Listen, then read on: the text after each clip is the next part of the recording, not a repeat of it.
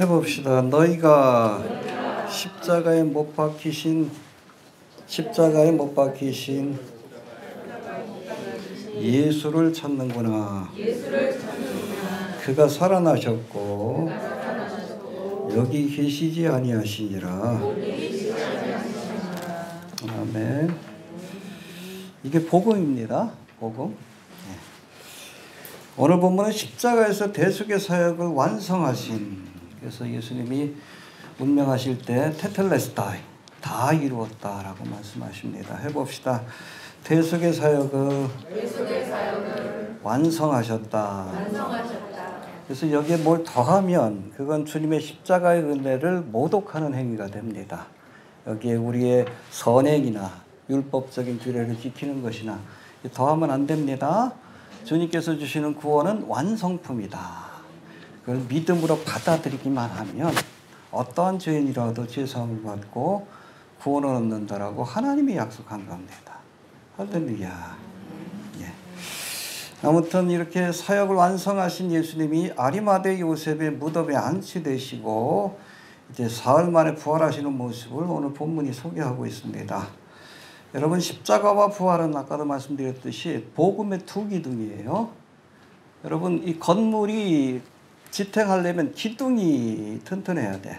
우리 기독교라는 그런 신앙의 두 기둥은 뭡니까? 십자가와 부활. 이 두 가지를 우리가 부인하면 복음의 기초가 무너지기 때문에 우리 신앙 자체가 헛된 것이 될 수밖에 없습니다. 그래서 고린도전서 1장에 보면 우리 복음을 십자가의 도로 설명하고 또 15장에서는 부활의 도에 대해서 이렇게 설명하는 것을 볼 수 있습니다. 여하튼 예수님이 우리를 위해서 십자가에 죽으시고 또 사흘 만에 부활하셔서 부활의 첫 열매가 되셨다. 할렐루야.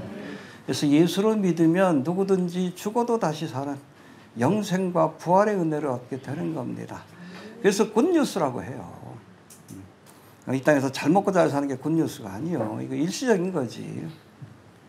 어차피 죽어요. 그렇죠? 예, 저도 이제 환갑이 넘어가니까 몸이 하나씩 망가지기 시작해. 예. 느끼시죠, 우리 권사님? 예. 어깨도 지금 50견이 왔는지 아무튼 시원찮아. 밤에 자는 시간이 참 힘들어요. 양쪽 어깨 그래가지고. 이게 여러분 사실은 우리가 50대가 되면 갱년기가 오죠. 죄송한 얘기지만 죽어가는 과정이에요. 예. 우리가 사는 것도 힘들지만 사실은 주님 앞에 가는 과정도 쉬운 건 아닙니다. 그러다 암병이 걸린다든지 이렇게 하다가 또 기력이 약해지면 마지막엔 감기로 돌아가시는 거예요. 그걸 견딜 수 있는 체력이 안 되기 때문에. 한 번 죽는 것은 이런 인생들에게 영생과 부활의 소망이 있다는 것. 여러분, 이것처럼 굿뉴스가 없는 거예요. 이게 복음을 여러분 가스펠, 굿뉴스라고 하죠. 유앙겔리오. 좋은 소식이라는 뜻이에요. 복권 당첨됐다는 게 좋은 소식이 아니에요. 우리가 죽어도 다시 살 수 있는 영생과 부활의 소망이 있다는 이 소식이 기쁜 소식입니다. 그래서 예수님이 부활의 첫 열매가 되셨다. 우리 고린도전서 15장에도 말씀하는데 첫 열매가 되셨다는 게 뭐예요? 우리는 두 번째, 세 번째 열매가 된다는 뜻입니다. 할렐루야. 우리가 부활할 걸 믿습니다. 누구처럼?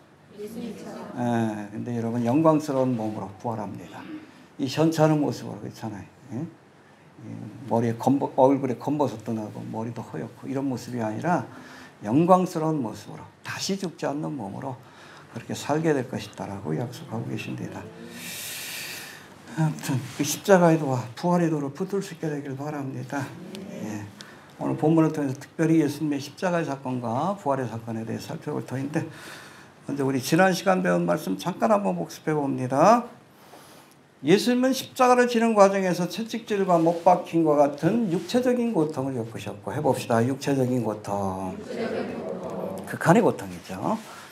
또 사람들의 비난과 조롱과 멸시라고 하는, 그래서 재판을 받는 과정 속에서 침을 뱉고 가시멸관을 씌우고 홍포를 입혀서 예수님을 조롱했는데 이 조롱과 멸시라고 하는 정신적인 고통을 겪었습니다. 그리고 마지막에는 하나님께 버림받는. 그래서 뭐라고 했어요? 아버지여, 아버지, 어찌하여? 그렇죠. 왜? 죄를 짊어지고 가시니까. 하나님께 버림받고 심판을 받은 거예요. 이게 지옥과 같은 고통을 경험한 거예요. 해봅시다. 육체적인 고통과 정신적인 고통과 영적인 고통을 겪으셨다. 전인적인 고통을 겪으셨는데 왜 고통을 겪으셨어요? 그가 찔림은 그가 상함은 우리를 허물과 죄로 인해서 죽을 수밖에 없는 우리를 구원하시기 위해 예수님이 대신 그러한 고통을 겪으셨다. 할렐루야. 자, 예수님이 겪으신 이 고난으로 인해 우리가 죄사함을 받고 영생을 얻게 된 겁니다. 할렐루야. 예수님이 십자가에 달리셨을 때 어두운 가운데 임재하신 하나님이 예수님이 운명하시는 그 순간 성소와 지성소 사이에 있는 휘장을 찢으셨어요. 20m가 넘는 건데. 이 휘장이 어떻게 찢어졌어요? 그렇죠. 사람이 찢었다면 이거 찢을 수도 없어. 워낙 튼튼하기 때문에 양쪽에서 황소가 끌어도 찢어지지 않는다고 합니다. 튼튼하게 만들었기 때문에. 사람이 찢는 게 불가능하죠. 근데 혹여 사람이 찢었다면 밑에서 찢어져야죠. 20m가 남으니까. 위에서부터 찢었다는 거. 하나님이 그 길을 열어놓으신 거예요. 할렐루야. 여러분 성소와 지성소 이 휘장이 찢어지니까 거기 뭐가 있어? 은혜의 보좌. 그렇죠. 이게 법궤가 있고 이 뚜껑이 중요한 거예요. 그건 뭐라고 해요? 시은자. 은혜의 보좌라는 뜻입니다. 은혜의 보좌. 왜 은혜의 보좌인가? 하나님이 거기에서 임재하시는 거예요. 거기서 우리 이스라엘 백성들이 광야길을 갈 때 낮에는 밤에는 근데 이 구름 기둥 불 기둥이 어디부터 시작되는가? 그 시운자. 거기 보면 두 그룹이 이렇게 쫙 시위하는 모습을 보여주죠. 천사들이. 바로 거기서부터 불기둥이 이렇게 피어올라서 하나님 임재를 상징하는 이스라엘 전역을 덮은 겁니다. 그래서 낮에는 해가 상지 못하도록, 밤에는 이슬이 상하지 못하도록 지켜주신 겁니다. 할렐루야. 아무튼 휘장을 찢으심으로 누구든지 예수 그리스도를 믿기만 하면. 그래서 여러분 이 지성소에 들어갈 때는 대제사장이 뭘 갖고 들어가? 속죄일에 연피프로 이제 얼마 안 남았는데 어린 양의 피를 갖고 들어가요. 그래서 그거를 이 은혜의 보좌 턱이 있거든요. 거기에다 붓습니다. 그러면 밑에가 법궤가 있으니까 하나님의 율법은 우리가 죄인이라고 정죄합니다. 너 간음했지, 너 도적질했지, 너 거짓말했지. 근데 그걸 보혈의 피로 싹 가리우고 그곳에서 하나님을 만날 수 있게 되는 거예요. 할렐루야. 그 길을 열어놓으신 거예요. 누구의 피로? 이따가 다시 한번 설명할 거예요. 자, 예수님이 운명하는 순간 백부장은 비록 이방인이었지만 십자가를 지시는 예수님을 지켜보면서, 그러니까 옆에서 지켜봤다라고 원문에 보면 이렇게 돼 있어요. 그러니까 이 백부장이 사실은 겟세마네 동산과 예수님이 그 빌라도의 법정에서 재판을 받는 그 모든 과정을 다 지켜본 겁니다. 그리고 십자가를 지는 모습까지 지켜보고 뭐라고 고백합니까? 이는 진실로 하나님의 아들이었도다. 할렐루야. 우리도 지켜보면 예수님이 하나님의 아들 구세주인 것을 알 수 있어요. 뭘 통해서? 성경을 열심히 봐요. 그래야 예수님이 구세주라는 것을 깨달을 수 있어. 객관적으로 우리가 지켜보기만 하면. 그래서 우리가 성경을 상고하라는 말씀이 나와요. 상고하라. 해봅시다. 상고하라. 상세히 살펴보라는 뜻이에요. 영어로는 스타디라고 돼 있어. 성경은 스타디해야 돼요. 우리가 예배 시간에 중요한 시간을 왜 여러분 이게 설교하려 합니까? 성경을 알아야, 우리가 복음을 알아야 믿을 수 있기 때문에 그래요. 예수님이 어떤 분인 걸? 하나님의 아들, 구세주, 메시아라는 사실을 여러분 우리가 상고해야 돼. 공부해야 돼요. 대충 믿으니까 그냥 말씀 그냥 덮어놓고 믿으니까 성경 읽어보지도 않고, 그러니까 이상한 믿음에 빠지지. 이단에 빠지고 펼쳐놓고 믿으세요. 상고하면서 이 백부장처럼 자세히 지켜봐야 알아. 자세히 지켜봐야. 성경 좀 열심히 봅시다. 워낙 요즘 미혹하는 세력들이 많아가지고 교회 안에서도 정치와 종교를 그냥 같이 합치려고 하는 정치신앙이지. 이단이에요. 이단.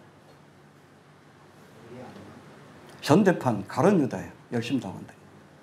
성경을 제대로 모르니까 잘 모르지. 분별을 못하는 거예요. 누가 또 내가 예수라 그러면 그건 넘어가지. 왜? 성경을 모르니까. 좀 열심히 지켜보시길 바랍니다. 누구처럼? 백부장처럼. 객관적으로 보면 여러분 예수님이 구세주인 것을 알 수 있어요. 공부 열심히 하셔요. 그래야 흔들리지 않아요. 제 말은 못 믿어도 성경 말씀은 하나님의 말씀이기 때문에 트러스트워디, 믿을만 합니다. 왜? 하나님은 거짓말을 못하니까. 성경을 제대로 공부하면 예수님이 하나님의 아들 구세주인 것을 믿고 고백할 수밖에 없다는 겁니다. 배우고 확신하는 일에 거하시길 바랍니다. 자, 본문으로 넘어갑시다. 이 42절 봅시다. 시작.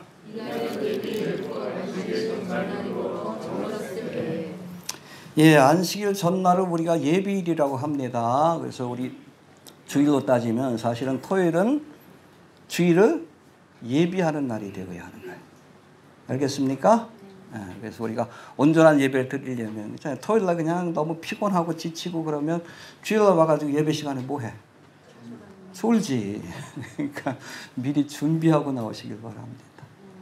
믿음의 그릇을 준비한다고 얘기를 해요. 아무리 은혜의 비가 쏟아져도 그릇이 예비되지 않으면. 그래서 안식일도 그 전날을 뭐라고 얘기합니까? 예비일이라고. 그리고 명절 전에도 그 전날을 예비일이라고 합니다. 알겠습니까? 예수님이 언제 십자가에 못 박히셨어요? 6월절 예비일에. 특별히 6월절에는 뭐? 어린 양을 먹어야 되니까. 어린 양을 잡는 그 시간에 십자가에서 죽으신 겁니다. 알겠습니까? 자, 안식일 전날을 예비일이라고 하는데 예수님이 십자가에 못 박힌 날은 안식일 전날인 동시에 6월절의 예비일이기도 합니다. 두 가지 예비일이 겹쳐진 날이다. 그렇게 이해하시면 됩니다. 지금으로 따지면 언제입니까? 금요일이에요. 금요일. 목요일 6시부터 금요일 6시까지인가? 그렇게 될 것 같네요. 금요일인데 이때 예수님이 이 금요일 오전 9시부터 거기는 3시라고 되어 있죠. 오후 3시까지 6시간 동안 십자가에서 못 박히시고 대속의 사역을 완성하시고 뭐라고 하셨습니까? 다 이루었다. 그리고 십자가의 사역을 완성하셨습니다. 그래서 여기 본문에서 말하는 저물었을 때는 저녁 시간을 의미하는데, 그러니까 이날은 예비일 곧 안식일 전날이므로 저물었을 때에, 그러니까 예수님이 십자가에 못 박히시고 나서 그 저녁 시간입니다. 이해가 되시죠?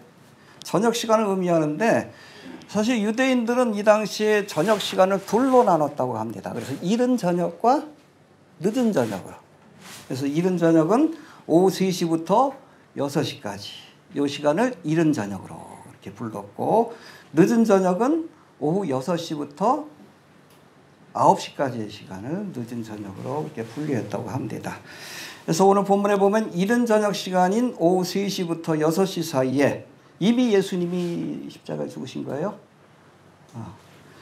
3시부터 6시 사이에 아리마대 요셉이 빌라도에게 찾아가서 예수님의 시체를 요구하고 또 자신의 무덤에 안치했다라고 말씀하고 있습니다. 여러분, 이스라엘은 하루가 언제 시작이 됩니까? 해가 질 때. 해가 질 때. 그러니까 오후 6시가 하루의 끝나는 시간이고 또 새로운 하루가 시작되는 시간이라고 이렇게 보시면 됩니다. 그러니까 여러분, 오후 6시가 되기 전에, 지금은 안식일 예비일이에요. 3시부터 6시까지는. 6시가 지나면 안식일이기 때문에 이때는 여러분 시체를 치울 수 없어. 장례식을 치울 수도 없으니까 짧은 시간이지만 그 시간에 아리마대 요셉이 예수님을 십자가에서 내려서 자신의 무덤에 안치했다. 그렇게 이해하시면 될 것 같습니다. 좀 이해가 되시죠? 예. 자, 이렇게 자기의 무덤에다가, 이스라엘 무덤은 보통 이렇게 생겼어요. 이게 사암인데 이게 파면은 여기 굴처럼 이렇게 팔 수가 있어요. 그래서 거기다가 시신을 안치했습니다. 아리마대 요셉의 무덤이 아마 갈보리 언덕에서 가까운 데 있었던 것으로 이렇게 알려지고 있습니다. 그렇게 이해하시면 될 것 같아요. 자, 42절 넘어갑시다. 43절인가요? 43절. 시작. 하나님의 사람 요셉이 와서 단골이 빌라도에게 들어가 예수의 시체를 달라 하니 이 사람은 존귀한 공회원이요 하나님의 나라를 기다리는 자라. 예, 여기 보니까 아리마대 요셉이라는 사람이 나오는데 아리마대가 어디입니까? 몰라요. 구체적으로 알 수 없기 때문에 학자들 사이에서 여러 의견들이 있는데 일반적으로는 이것이 사무엘 선지자의 고향인 예루살렘 북쪽 30km 지점에 있는 라마다임을 의미하는 것으로 이렇게 보고 있습니다. 오늘 본문에 보니까 이 아리마대 요셉을 존귀한 공회원이라고 소개합니다. 해봅시다. 존귀한 공회원. 공회원은 뭘 의미합니까? 이스라엘을 대표하는 사내들인 공회의 회원이다. 그렇게 이해하시면 됩니다. 사내들인 공회 회원입니다. 그런데 아리마대 요셉은 일반적인 사내들인 공회원이 아니라 존귀한, 그 가운데서도 존경받고 꽤나 영향력이 있는 그런 사내들인 공회원이었다. 72명으로 구성되어 있는데 그 가운데서도 꽤 나이도 있고 많은 사람들에게 존경을 받았던 그런 사람이다 라고 이해하시면 될 것 같습니다.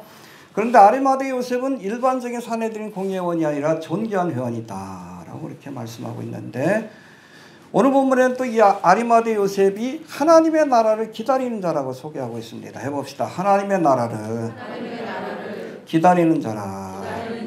존귀한 공회원인 동시에 하나님의 나라를 기다리는 사람이다. 우리도 하나님의 나라를 기다리죠? 네. 아멘. 주 예수여 마라나타. 하나님의 나라를 기다리는 거예요. 자, 이 말씀과 병행 구절인 누가복음 23장 50절에 보면 이 아리마대 요셉을 선하고 의로운 사람이다. 해봅시다. 선하고 의로운 사람이다. 또 마태복음 27장 57절에 보면 그도 예수의 제자라. 해봅시다. 그도 예수의 제자라.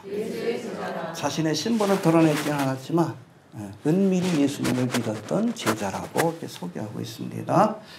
자, 정리하면 아리마대 요셉은 사내들인 공회원 가운데서도 존경을 받는 선하고 의로운 사람이었는데 은밀히 예수님을 믿고 따르던 제자로서 성경에서 예언하고 있는 하나님의 나라를 기다리고 있던 사람이었다.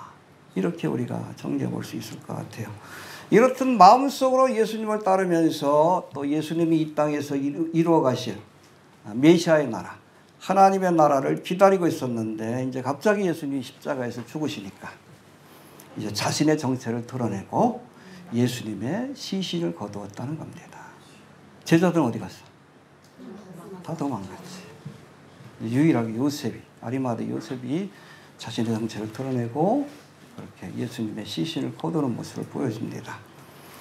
아리마대 요셉은 예수님의 공생의 기간 동안 자신의 정체를 숨기고 있다가 결정적인 순간에 이렇게 나타나서 예수님의 시신을 거두는 중요한 사역을 감당하게 되는 것을 보게 됩니다. 해봅시다. 결정적인 순간에 믿음을 보였다. 여러분 평소에는 잘 믿는 것 같아도 결정적인 순간이 오자 믿음을 보이지 못하는 사람이 있어요. 누가 있어요? 평소에는 자기가 예수님을 제일 잘 믿는 것처럼 하다가 베드로지. 그런 사람이 있는가 하면 평상시에는 조용히 있다가 결정적인 순간에 믿음을 보이는 사람이 있습니다. 누구예요? 아리마대 요셉과 같은 사람. 여러분 아리마대 요셉과 같은 믿음의 사람이 되시길 바랍니다. 평생 혼자 예수 잘 믿는 것처럼 그렇게 떠들다가 정말 믿음을 보여야 될 순간에 눈치 보고 또 예수님을 부인하고 그런 사람이 있어요. 근데 평소에는 좀 조용히 계시고 믿음이 있나 없나 그렇게 생각되는데 결정적인 순간에 믿음을 보이는 분들도 계셔요. 이 아리마대 요셉과 같은 사람입니다. 할렐루야. 해봅시다. 믿음은 결정적인 순간에 드러나는 것이다. 네, 결정적인 순간에. 평소에 잘 믿는 것 같아도 아니요. 결정적인 순간에 십자가의 사건 앞에, 고난 앞에, 결정적인 사건 앞에 믿음이 있는 사람과 그렇지 않은 사람이 드러난다는 거예요. 할렐루야. 믿습니까? 여러분, 주의 오심이 임박한 지금이 바로 우리가 믿음을 보여야 할 결정적인 순간입니다. 왜? 우리에게 주어진 시간이 얼마 남지 않았기 때문에. 요즘 계속 UFO 얘기 나오죠. 오늘도 보니까 뉴스에 나오대. 왜 언론에서 자꾸 그런 것들을 보도하는 줄 아셔요? 휴거의 사건을 예비하는 겁니다. 뭐 휴거의 사건에 성경에 예언되어 있잖아요. 신랑 되신 예수님이 이 땅에 여러분 7년대 환란이 시작되기 전에 그래서 시험의 때를 면케하려고 신부인 교회를 데려가실 것이다라고 약속하고 계셔요. 데살로니가전서 4장 그리고 데살로니가 후서 2장에 바로 거기에 관한 말씀입니다. 할렐루야.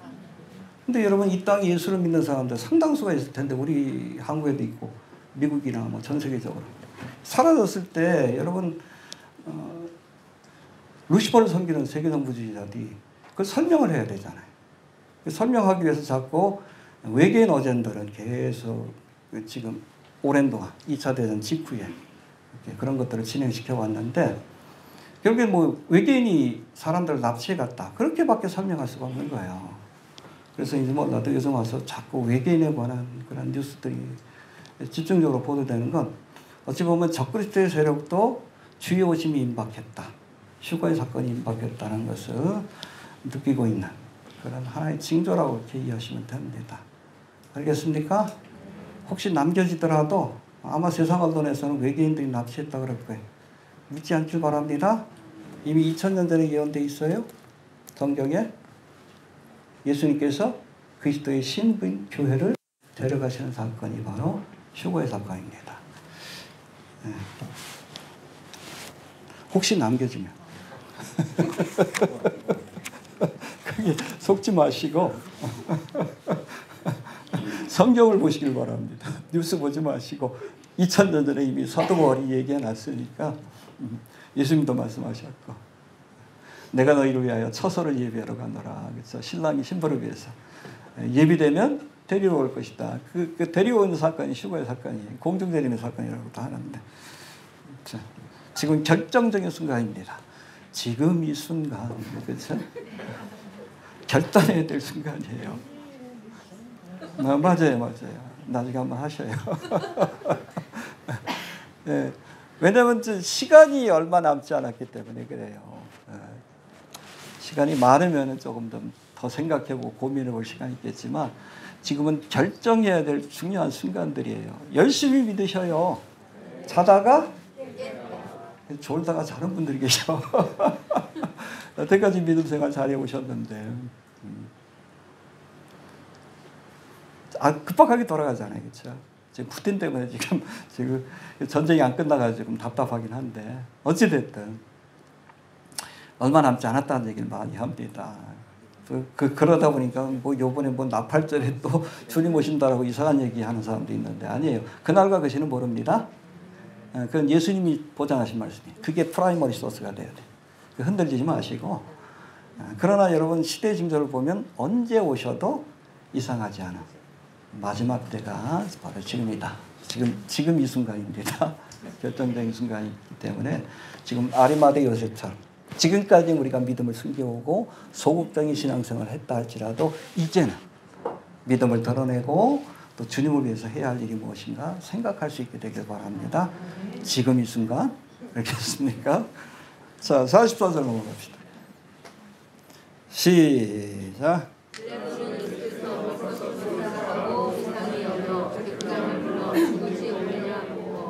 예, 아리마대 요셉이 당돌하게 빌라도에게 나와가지고 시체를 달라 그러니까 깜짝 놀란 거예요.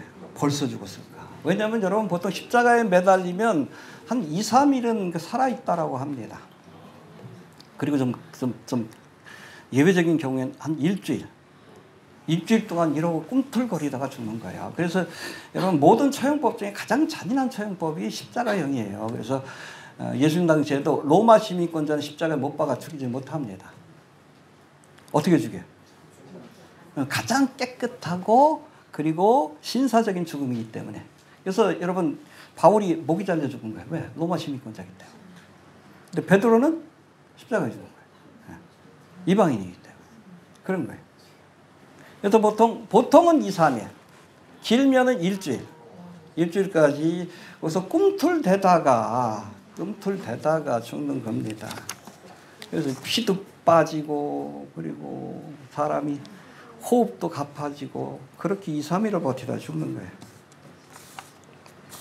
그런데 빌라도가 아리마대 요셉으로부터 예수님이 이미 십자가에 달리신 지 3시간, 6시간밖에 안 됐는데 이미 죽으셨다는 얘기 듣고 깜짝 놀래가지고 백부장을 불러가지고 정말 죽었냐라고 확인을 한 겁니다.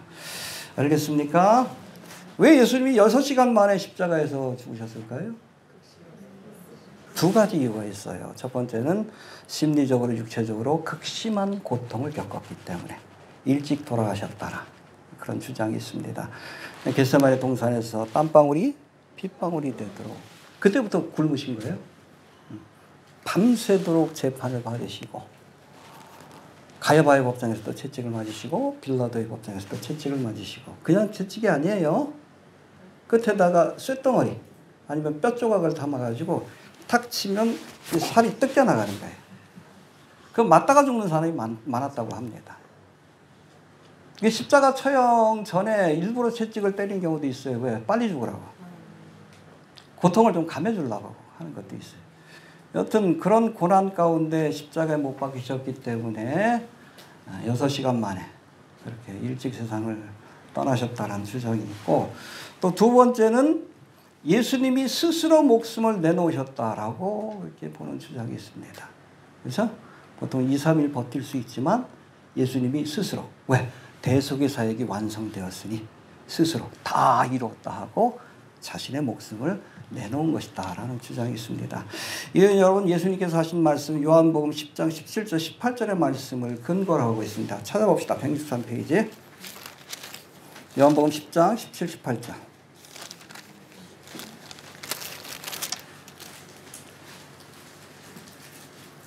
17절 봅시다. 163페이지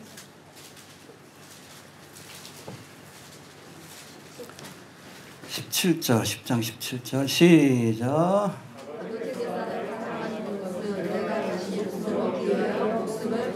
내가 목숨을 버린다라고 합니다. 자발적으로 버린다라고 말씀합니다. 18절에 시작 이를 내게서 빼앗는 자가 있는 것이 아니라 내가 스스로 버리노라. 나는 버릴 권세도 있고 다시 얻을 권세도 있으니 이 계명은 내 아버지께서 받았노라 하시니라. 내가 스스로 버리노라. 나는 버릴 권세도 있고 다시 얻을 권세도 있다.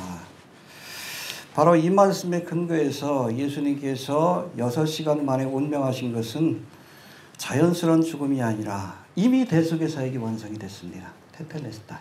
그렇죠? 그래서 대속의 사역을 완성하시고 스스로 자신의 목숨을 내놓은 것으로 아버지여 내 영혼을 아버지께 맡기나이다. 자신의 목숨을 내놓으시고 십자가에서 죽으신 것이다. 그렇게 보는 겁니다. 자, 45절 갑시다. 45절. 시작. 예, 백부장에게 알아봤어요. 이 백부장이 어떤 백부장입니까? 우리 지난 시간에 살펴봤듯이 이 사람은 진실로 하나님의 아들이라고 고백했던 백부장이에요. 자세히 지켜봤잖아. 그렇잖아요. 예수님 재판받는 과정도 지켜보고 십자가에서 매달려서 하신 말씀도 듣고 자세히 지켜본 이 백부장이 이미 돌아가셨다고 하니까 빌라도가 그 시신을 내어준 겁니다. 예. 자, 요한복음 19장에 보면 이 일이 있기 전에, 이 사건이 있기 전에 대제사장들이 빌라도에게 찾아가서 안식일의 시체들을 십자가에 두지 아니하려 하여 빌라도에게 그들의 다리를 꺾어 시체를 치워달라. 안식일 예비일 아닙니까? 그래서 이 안식일이 뭐예요? 일주일에 한 번 있는 안식일이기도 하지만 이 안식일은 특별해요. 6월절이 시작되는 예비일이에요. 그러니까 여러분 절기가 시작되기 전에 길거리에 이 저주받은 시체들이 그렇게 널려있는 모습을 이 대제사장이 볼 수 없다고 해서 빌라도에게 찾아가서 그 시체를 좀 치워달라고 요구했습니다. 그래서 빨리 좀 죽여달라고. 그거 어떻게 해? 빨리 죽이려면 다리를 꺾는 겁니다. 다리를 꺾으면 어떻게 죽어요? 몸이 무너지니까 호흡을 할 수가 없어요. 질식해서 죽는 거예요. 빨리 죽이려고. 좌우편에 있는 여러분 두강들은 다리를 부러뜨리잖아요. 그러니까 몸이 축 처지니까 호흡이 안 되는 거예요. 질식해서 죽는 겁니다. 근데 예수님은 이미 돌아가셨어요. 그래도 정말로 죽었는지 확인하려고 어떻게 했어요? 옆구리에다 창을 찔러가지고 물과 피가 쏟아졌다고 합니다. 물과 피가 쏟아졌다는 의사들이 그렇게 이래요.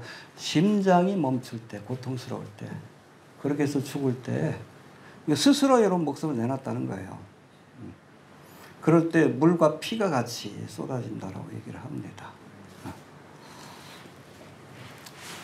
근데 사실 이 과정 자체가 성경의 예언들을 성취하기 위한 과정입니다. 그러니까 예수님의 뼈가 부러지지 않았어요. 꺾이지 않았어. 근데 꺾이지 않을 거라고 예언되어 있습니다. 어디에 예언되어 있어요? 먼저 민수기 9장 12절에 보면 6월절 양을 잡을 때는 그 뼈를 하나도 꺾지 말라. 그렇죠? 왜? 예수님 6월절 양이시니까. 뼈가 꺾이면 안 돼요. 찾아보셔요. 나중에 제가 올려놓을 테니까. 9장 12절. 또 메시아의 고난에 관한 시로 알려진 시편 34편 20절에 보니까 그 모든 뼈를 보호하시며 그 중에 하나도 꺾이지 아니하도다. 예수님의 뼈가 꺾이지 않을 것을 예언하셨고 그대로 되어진 겁니다. 알겠습니까? 예. 이렇듯 예수님의 뼈를 꺾는 대신에 군병들이 그 죽음을 확인하기 위해 창으로 옆구리를 찔렀죠. 이거는 피어스라고 되어 있는데 이것도 성경의 예언을 성취하기 위한 과정으로 우리가 봐야 합니다. 그가 그렇죠. 못 박힘이 아니에요. 네일링이 아니에요. 피어스 때. 그가 찔리면 창에 찔릴 것을 이사야서에서 이렇게 말씀하고 있어요. 그런가 하면 여러분 스가랴 12장 10절에도 이건 7년 동안 때 일어나는 일인데 이스라엘 백성들이 내가 다윗의 집과 예루살렘 거민에게 은총과 강구하는 심령을 부어주리니 그들이 그 찌른 바 못 박은 바가 아니에요. 네일링이 아니라 피어스 창으로 찌른 바 그를 바라보고 예수님이 창에 찔릴 것을 예언하고 있어요. 그를 위하여 애통하기를 독자를 위하여 애통하듯 하며 그를 위하여 통곡하기를 장자를 위하여 통곡하듯 하리로다. 여러분 이 말씀을 보면 예수님 십자가에서 못 박히실 뿐 아니라 창에 찔리심으로 그렇게 대속의 사역을 완성하실 것을 우리에게 보여주고 있습니다. 바로 이 군병들이 예수님의 죽음을 확인하기 위해 그렇죠? 뼈를 꺾지 않고 이미 죽으신 예수님을 죽으신 것이 확실한지 확인하기 위해서 옆구리에 창으로 찌른 이 사건 자체가 성경의 예언을 성취하는 과정이라고 우리가 볼 수 있다는 겁니다. 이해가 되시죠? 자, 그 다음에 46절 갑시다. 46절. 시작.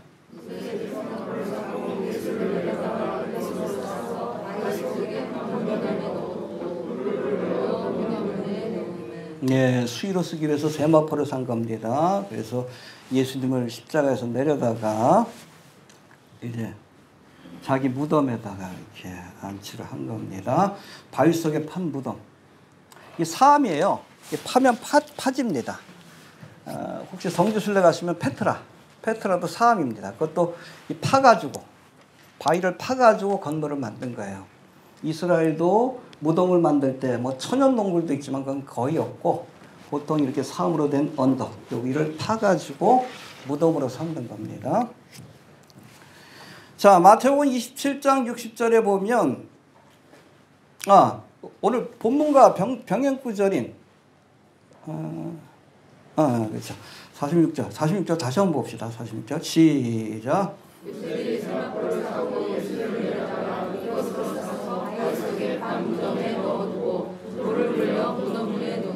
예, 이런 무덤에다가 자기를 위해서 산 무덤에다가 예수님을 안치한 건데 본문과 병행구절인 요한복음 19장 39절에 보면 이 요셉이 예수님을 십자가에 내려서 세마포로 싸서 무덤에 안치하실 때에 여기 보면 함께했던 사람이 있어요.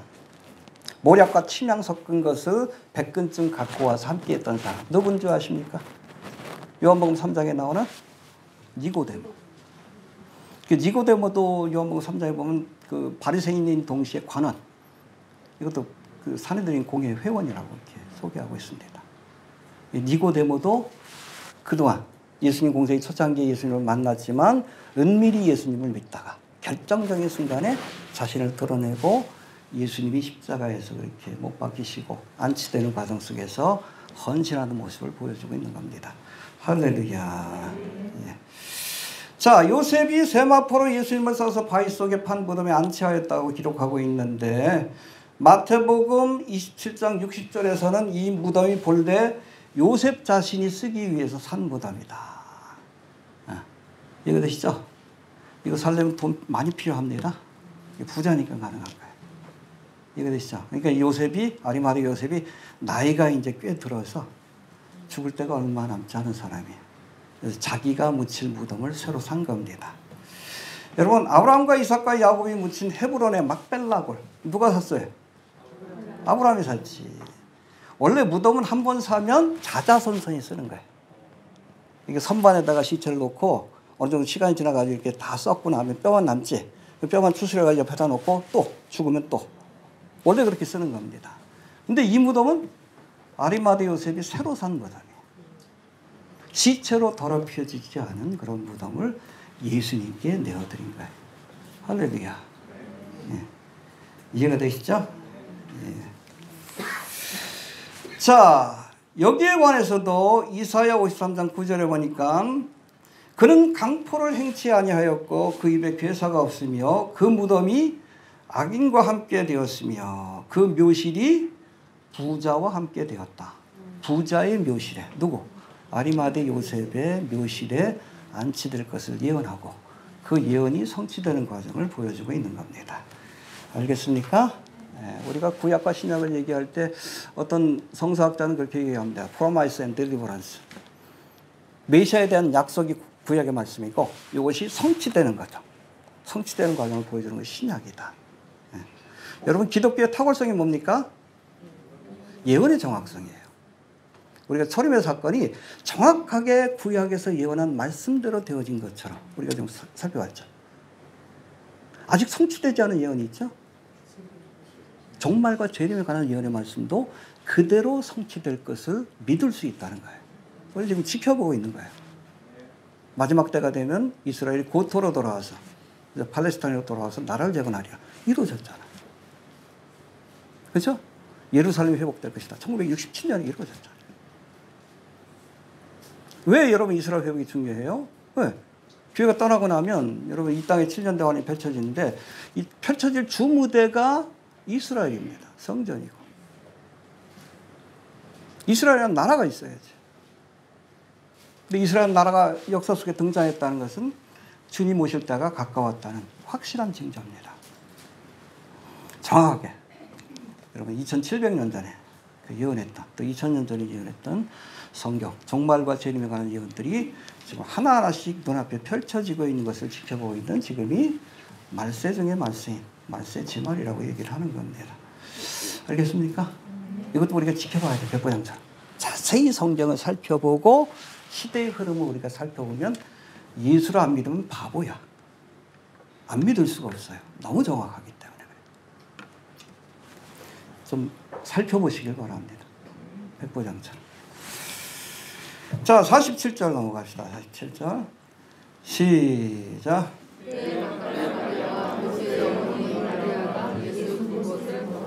예, 갈릴리에서부터 예수님을 쫓아와서 십자가의 사건을 지켜보았던 세 여인들 가운데 여기 한 사람은 또 살로메죠. 막달라 마리아와 요새의 어머니 마리아가 아리마대 요셉이 예수님을 장사한 장소를 지켜보았다. 왜? 왜 지켜봤어요?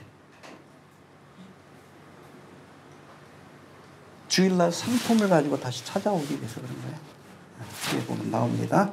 안식일이 끝나면 예수님의 시신에 향품을 바르기 위해 예수님의 무덤을 미리 확인한 겁니다. 딴 거하고 헷갈리면 안 되니까. 또 이어지는 말씀은 우리 6장에서 살펴봅니다. 6장 1절 봅시다. 6장 1절. 시작.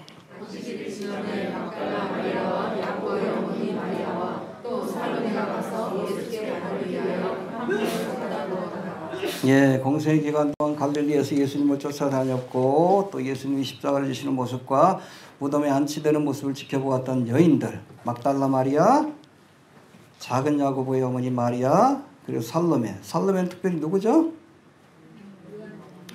야고보와 요한의 어머니인데 예수님의 이모입니다. 이모예요. 가서 예수께 바르기 위하여. 안식일에는 어디 왔다 갔다 못 하잖아요. 우리는 살 수 없어요. 안식일이 끝나자 말자. 그렇죠? 네. 금요일 저녁부터 시작된 안식일이 토요일 날 저녁에 끝나자 말자. 토요일 저녁에 상가합니다. 이해되시죠? 향품을 사다 두었다가. 자, 금요일 저녁부터 시작된 안식일이 토요일 저녁에 끝이 나자마자 곧바로 향품을 사서 간직했다. 왜 간직했습니까? 다음날 해가 뜨면 예수님의 무덤에 찾아가 그 몸에 향품을 바르기 위해 미리 사다 둔 겁니다. 결론부터 말하면 이들이 예수님의 몸에 향품을 발라드렸습니까? 못했어. 왜? 예수님이 부활하셨기 때문에. 할렐루야. 여러분, 이 여자들이 예수님의 몸에 바를 향품을 예비한 걸 보면 잘 들으세요. 예수님의 부활을 못 믿은 거예요. 그렇죠? 그러니까 찾아갔지. 무덤을 어떻게 할까 고민하고. 왜? 부활을 못 믿었어. 근데 예수님은 공생의 기간 동안에 계속 내가 부활할 것을 말씀하셨어요. 말씀했는데 말씀을 안 한 게 아니야. 귀담아 듣지 않은 거예요. 나름대로 믿은 겁니다. 여러분, 말씀대로 믿어야 돼요. 믿음의 시작은 하나님의 말씀에 귀를 기울이는 거예요. 그래야지 우리가 바르게 믿을 수 있어. 여러분, 아무리 믿음이 좋아도 하나님의 말씀에 근거하지 않은 믿음은 하나님 책임을 안 집니다. 목사 믿지 말아요. 누가 뭐 환상 계시 봤다. 믿지 말아요. 성경 말씀을 믿어야지. 그래 하나님 책임지지. 왜? 하나님 거짓말을 못 하시니까. 부활할 거라고 누누이 말씀했잖아요. 우리 한번 좀 한 군데 먼저 찾아봅시다. 마가복음 10장 33, 34. 정말 말씀하셨는지.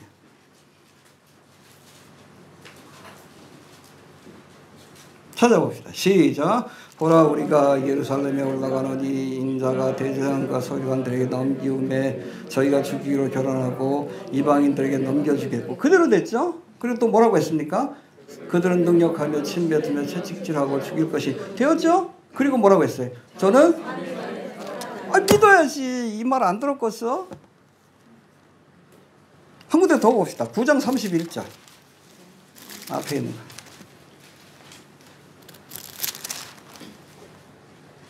시작.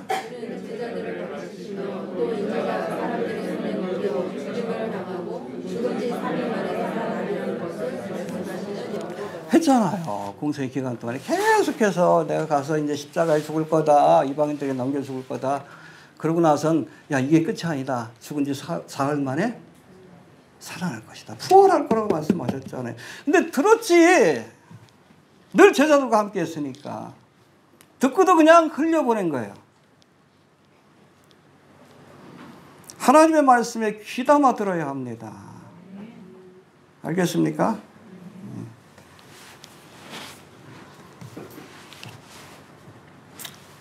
예수님의 무덤을 찾아간 세 여인은 예수님의 몸에 향품을 발라드리지 못했지만 예수님의 몸에 향품을 발라드리면서 주의 죽으심을 예비한 사람이 있었어요. 누가 있었어요?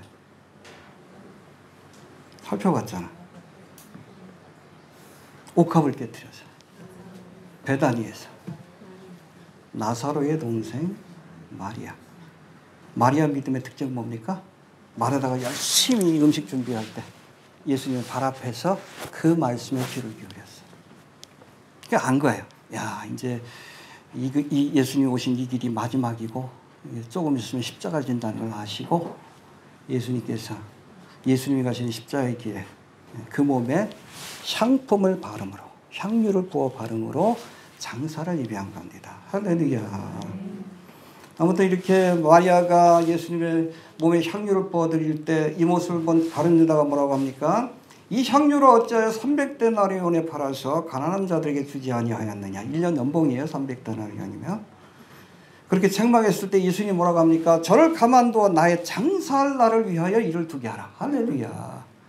정확하게 마리아가 자신의 장사를 위해서 시신에다 향품을 바르듯이 자기 몸에 미리 향유를 발랐다는 것을 아신 겁니다. 할렐루야. 어떻게 알았어? 말씀에 귀를 기울였기 때문에. 나사렛의 동생 마리아는 얼마 후면 예수님 십자가에 죽으실 것을 알고 미리 향유를 부어드릴 수 있었던 것이지만 주일 아침 무덤을 찾아간 여인들은 예수님의 말씀에 귀를 기울이지 않았어요. 죽은 지 사흘 만에 부활할 거란 말씀을 주셨는데 그 말씀을 잊어버리고 쓸데없이 향품을 사가지고 예수님의 무덤을 찾아갔기 때문에 예수님의 몸에 향품을 드리지 못한 겁니다. 할렐루야. 우리의 믿음과 수고가 헛되지 않기 위해서라도 잘 들으세요. 하나님의 말씀에 귀를 기울이시길 바랍니다. 바르게 믿으세요. 이해가 되십니까? 요즘 마지막 때라고 그러니까 자꾸 어떤 사람들은 자꾸 뭐 벙커도 준비해야 된다 그러고 식량도 준비해야 된다. 프레퍼스라고.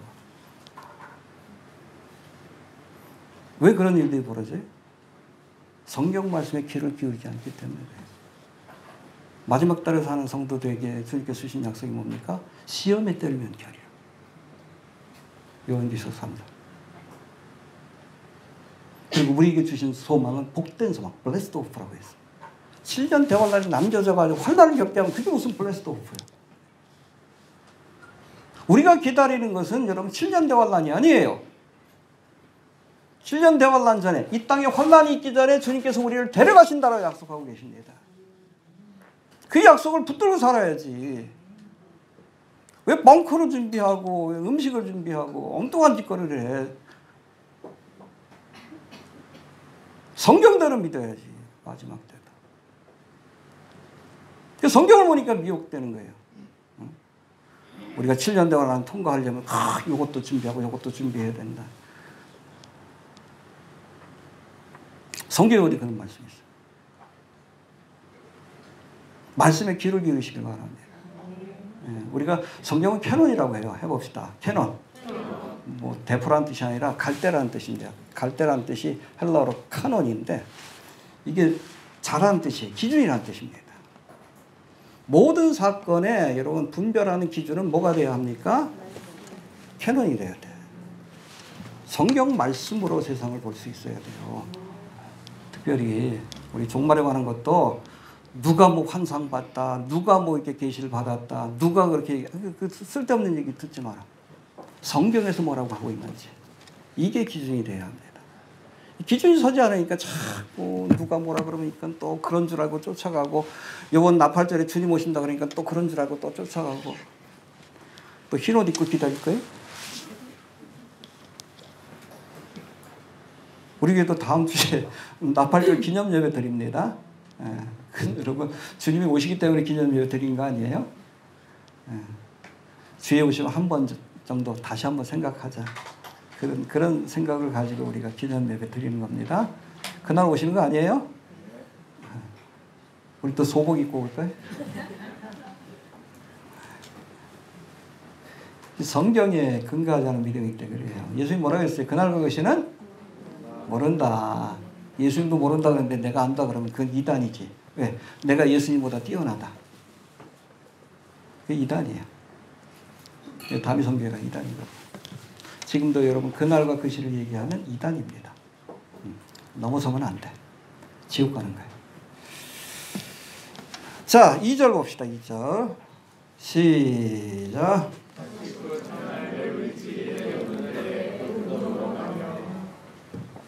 안식 첫날이면 우리로 따지면 무슨 날이에요?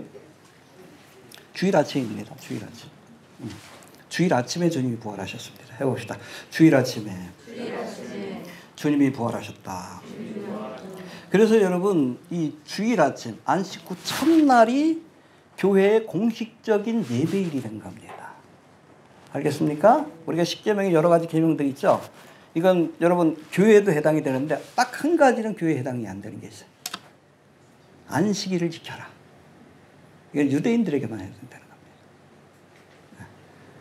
여러분, 이 안식일이 뭐로 바뀝니까? 교회 시대에 와서는 주의 날, 주일로 바뀌어요. 이 주일은 무슨 날입니까? 수요일 날이에요. 예수님이 부활하신 날이고, 또 한 가지 있어요. 오순절 성령이 강림하심으로 교회가 시작된 날입니다. 그 여러분 요한계시를 보면 사도 요한이 계시를 받잖아요. 언제 받아요? 1장 3절인가 나오는데 주의 날에. 종말에 관한 계시의 말씀을 받은 날도 주의 날. 이게 바로 주일입니다. 자, 주일은 예수님이 부활하신 날이고 성령이 강림하심으로 교회가 시작된 날입니다. 그래서 교회가 안식일이 아니라 주일을 지키는 겁니다. 십계명 가운데 유일하게 교회에 해당되지 않은 명령이 바로 안식일을 지키라는 네 번째 계명인데, 이는 예수님의 대속의 사역으로 인해서 모든 날이 안식일이 되었기 때문에 그래요. 할렐루야. 예. 그래서 골로새서 2장 16절 17절에 보니까 그러므로 먹고 마시는 것과 절기나 월삭이나 안식일을 인하여 누구든지 너희를 편론치 못하게 하라. 요거 가지고 요걸 지켜야 된다라고 이렇게 주장하는 사람들에게 넘어가지 마라. 왜? 이것들은 장래일의 그림자요. 그 실체, 몸은 그리스도시니라. 할렐루야. 이게 뭐예요? 예수가 안식이에요. 믿습니까? 수고하고 무거운 짐진 자들아 다 내게로 오라. 내가 너희를. 그래서 예수 안에는 모든 날이 안식일이에요. 이해가 되시죠? 예. 그래서 주의 날이라고 불리는 주일은 안식하는 날이라기보다는 부활하신 예수님을 기념하는 날, 또 성령의 은혜를 주신 것을 기념하는 날, 또 이 기쁜 부활의 소식을 세상에 증거하는 날로 생각하시면 됩니다. 알겠습니까? 네. 자, 3절 4절 봅시다. 3절 4절 시작. 서로 말하되 누가 우리를 위하여 무덤 문에서 돌을 굴려 주려 하더니 그들 들어본즉 우리 거기서 벌써 불러냈으니 그분이 신이시더라. 예, 상품을 사가지고 예수님의 무덤을 찾아가는 세 여인이 그러잖아요. 야, 저거 무덤에 그 돌을, 이게 입구를 이렇게 돌로 막아놨거든요. 그러니까 여자들로서는 불가능해. 남자 장장 한 두세 명이 붙어야지 이게 움직여지는 겁니다. 야, 이거 어떡하냐 고민했어요. 근데 가서 보니까 어떻게 됐습니까? 이미 돌이 굴려졌으니.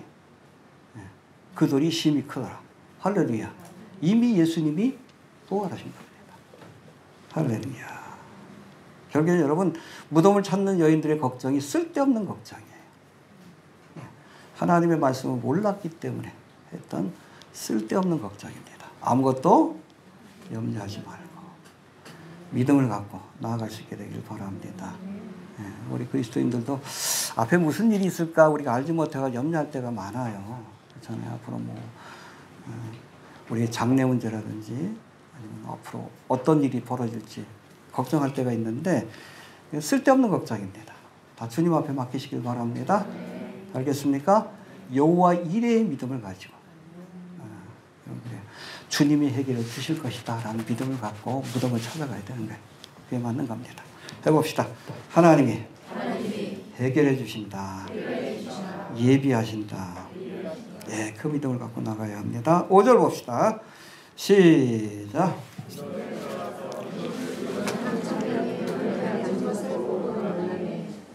예, 요거예요. 여기 보면 한 청년이라고 돼 있죠. 근데 병행 구절인 누가복음 24장 4절에 보면 또 요한복음 20장 12절에도 보면 여기 오늘 5절에 등장하는 청년을 찬란한 옷을 입은 두 청년이라고 이렇게 표현합니다. 해봅시다. 찬란한 옷을 입은 두 청년.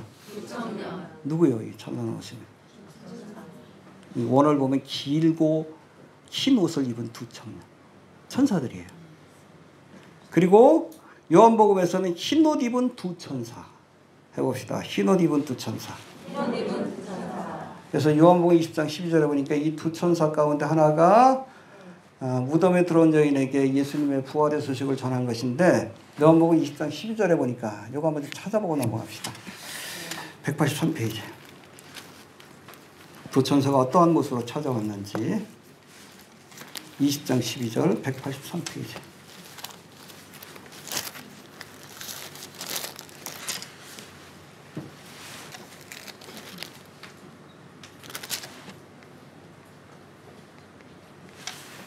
자, 봅시다. 11절부터 봅시다. 시작. 마리아는 무덤 밖에 서서 울고 있더니 울면서 울어 무덤 속을 들여다보니 힘입은 두 천사가 예수의 시체를 누웠던 곳에 하나는 머리편에 하나는 발편에 앉았더라. 예, 마리아가 보니까 예수님이 누웠던 자리에 두 천사, 하나는 어디에? 머리에. 하나는 이게 뭐가 생각납니까? 두 천사가 이렇게 예수님이 피가 흐른 그곳에 딱 앉아있는 모습. 성막 기억나시? 이 모습이에요. 이 모습이에요. 두 천사. 여러분 1년에 한 번 대제사장이 욤키프로 대속죄일 때에 여기 들어갈 때 뭘 갖고 들어갑니까? 어린 양의 피. 여기다 붓는 거예요. 턱이 돼 있죠. 그러면 율법의 저주로부터 안전케 되는 겁니다. 그 아리마대 요셉의 무덤, 거기 선반에 두 천사가 있었어요. 그리고 여기는 뭐가 있습니까? 예수님의 피가 있는 거예요. 십자가에 설리신. 이해가 되죠? 이게 은혜의 보좌예요. 이 모습 자체가 은혜의 보좌입니다. 여기에서 한 천사가 복음을 전한 겁니다. 할렐루야. 있습니까? 네. 자, 봅시다. 뭐라고 복음을 전했는지. 우리 6절 봅시다. 한 천사가 시작. 놀라지 말라. 너희가 십자가에 못 박히신 나사렛 예수를 찾는구나. 그가 살아나셨고 여기 계시지 아니하니라. 보라, 그를 두었던 곳이니라. 예, 십자가에 못 박히신 예수를 너희가 찾는구나. 그가 살아나셨고 여기 계시지 않느니라. 이게 복음의 원형입니다. 십자가와 부활에 관한 말씀이에요. 아까도 얘기했지만 이 복음에 대한 설명을 여러분 고린도서에서는 1장에서는 십자가의 도라고 하고 15장에서는 부활의 도라고 얘기를 하죠. 이게 기독교의 복음의 두 기둥입니다. 이 복음을 누가 처음 전했어요? 천사가 전해준 거예요. 천사가 전해준 겁니다. 예수 그리스도의 복음을 처음 전한 것도 천사고 마지막에 전할 사람도 확실해요? 마지막에 예수님의 복음을 전하는 사람도 존재도 어디 나와요? 요한계시록 14장 6절에 나옵니다. 처음으로 복음을 전한 것도 천사고 마지막에 온 세상에 이 십자가와 부활의 도를 전하는 것도 천사입니다. 찾아보고 넘어갑시다. 14장 6절 413페이지.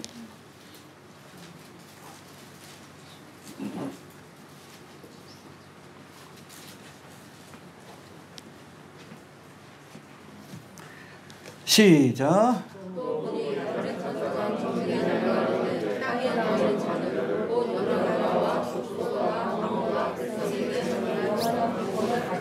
네, 7년도가 되면 여러분 나팔의 재앙이 끝나고 이제 본격적인 대접의 재앙이 시작될 때, 그렇죠? 하나님의 진노와 심판에 관한 그런 재앙입니다.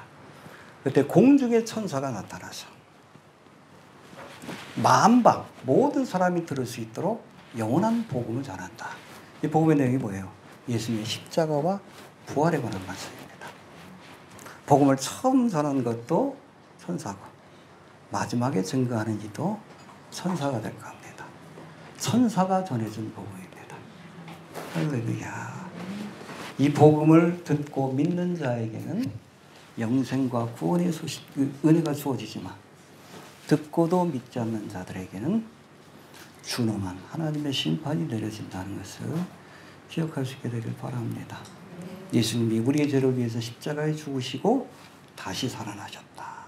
또 예수를 믿는 자에게는 예수님과 함께 부활의 사건에 참여하는 영생의 은혜를 얻게 된다. 이게 천사가 전해준 복음이고 마지막까지 우리가 증거해야 될 복음입니다. 이미 우린 들었어요. 결정해야 합니다. 이걸 믿고 예수를 믿고 구원의 자리에 설 것인지 아니면 이 복음을 거부하고 멸망에 이르갈 것인지. 지금이 바로 우리가 믿음을 보여야 될 결정적인 순간이라는 것을 기억할 수 있게 되기를 바랍니다. 자, 7절 넘어갑시다. 7절. 시작.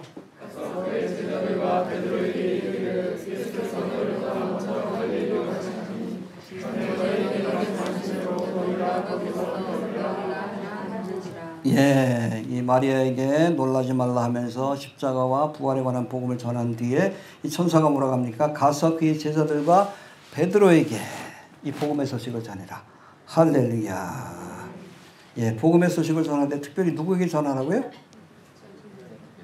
베드로에게. 왜?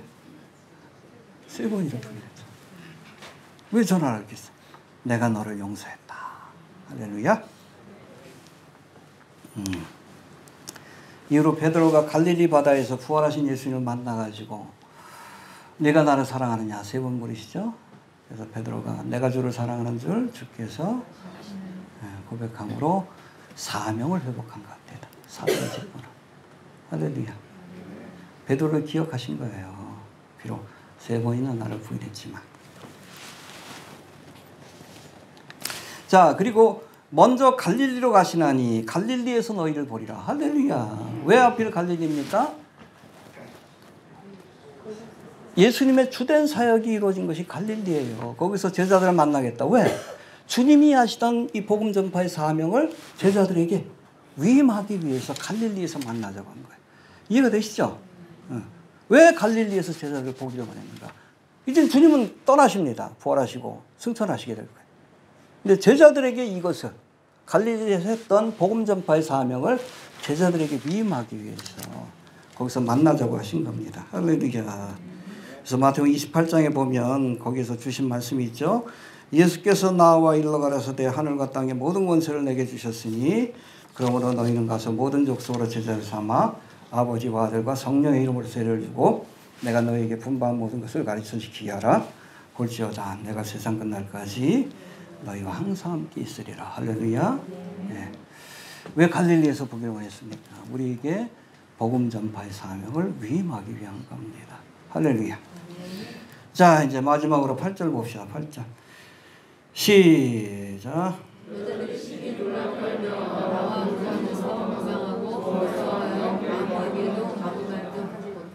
예, 고대 사본에 보면 여러분 마가복음은 16장 8절로 끝납니다.